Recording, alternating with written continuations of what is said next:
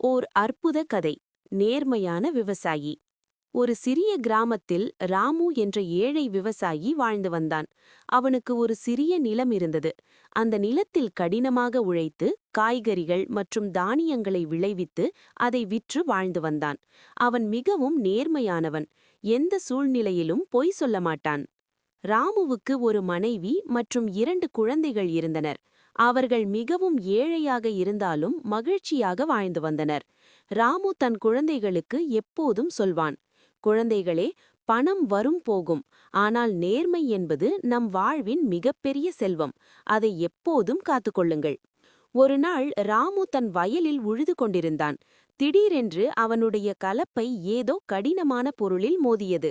அவன் கவனமாக தோண்டி பார்த்தான். அங்கே ஒரு பழைய பானை புதைந்து கிடந்தது.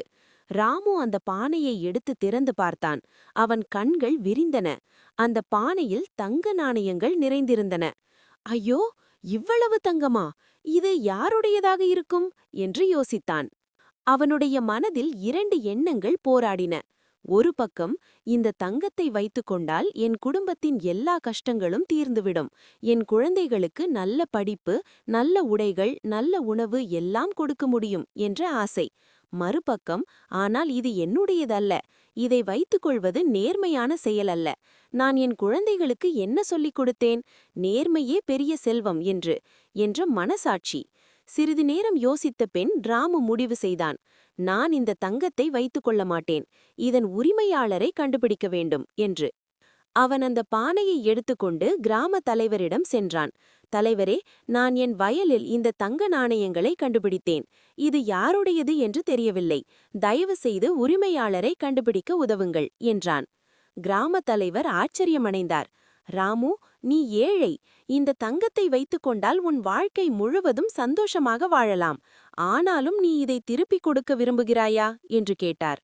ஆமாம் தலைவரே, பிறருடைய பொருளை வைத்துக்கொள்வது திருட்டு.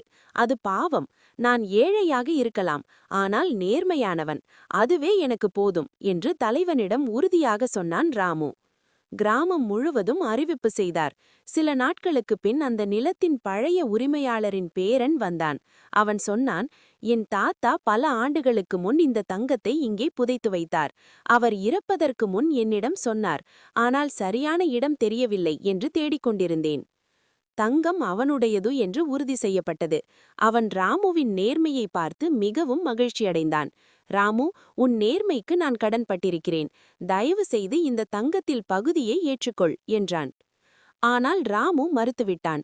இல்லை ஐயா, இது உங்களுடையது. நான் என் கடமையை செய்தேன், அவ்வளவுதான். எனக்கு எந்த பரிசும் வேண்டாம் என்றான். இளைஞன் வற்புறுத்தினான். கடைசியில் ராமு ஒப்புக்கொண்டான். அந்த தங்கத்தின் ஒரு சிறு பகுதியை மட்டும் ஏற்றுக்கொண்டான். அதோடு அந்த இளைஞன் ராமுவின் நேர்மையை பாராட்டி அவனுக்கு ஒரு பெரிய நிலத்தையும் பரிசாக கொடுத்தான். ராமு, உன் நேர்மை என்னை மிகவும் கவர்ந்துவிட்டது. இந்த நிலத்தில் நீ விவசாயம் செய். இனி உன் குடும்பம் நன்றாக வாழ்வார்கள் என்றான். ராமுவின் கண்களில் மகிழ்ச்சி கண்ணீர் வழிந்தது. அவன் வீட்டிற்கு சென்று தன் குழந்தைகளிடம் சொன்னான். குழந்தைகளே, பாருங்கள், நேர்மை எப்போதும் வெற்றி பெறும். கஷ்டமான நேரத்திலும் நேர்மையாக இருந்தால் நல்லது நடக்கும். அன்று முதல் ராமுவும் அவன் குடும்பமும் மகிழ்ச்சியாக வாழ்ந்தனர். அவன் தன் குழந்தைகளுக்கு நல்ல கல்வி கொடுத்தான். ஆனால் மிக முக்கியமாக நேர்மை என்ற மதிப்பை அவர்களுக்கு கற்றுக் கொடுத்தான். கிராமம் முழுவதும் ராமுவின் நேர்மை பற்றி பேசினார்கள். பல பெற்றோர்கள் தங்கள் குழந்தைகளுக்கு ராமுவின் கதையை சொல்லி நேர்மையாக இருங்கள் என்று சொல்லிக் கொடுத்தனர். கதையின் நீதி. நேர்மையே சிறந்த கொள்கை. எவ்வளவு கஷ்டம் வந்தாலும் எப்போதும் நேர்மையாக இருக்க வேண்டும். நேர்மை எப்போதும் வெகுமதி பெறும். பொய் சொல்வதும் திருடவும் தவறு. நேர்மையான நபர் எப்போதும் மதிக்கப்படுவார். முடிவுரை. குழந்தைகளே, இந்த கதை நமக்கு என்ன சொல்கிறது? பணம் முக்கியம், ஆனால் நேர்மை அதைவிட முக்கியம். உங்கள் வாழ்க்கையில் எப்போதும் உண்மையை பேசுங்கள். பிறருடைய பொருட்களை எடுக்காதீர்கள். கஷ்டம் வந்தாலும் சரியான வழியில் செல்லுங்கள். உங்கள் பெற்றோர் சொல்வதை கேளுங்கள். நேர்மையான குழந்தையாக இருங்கள். எப்போதும் நினைவில் வைத்துக் கொள்ளுங்கள், நேர்மைதான் மிகப்பெரிய செல்வம்.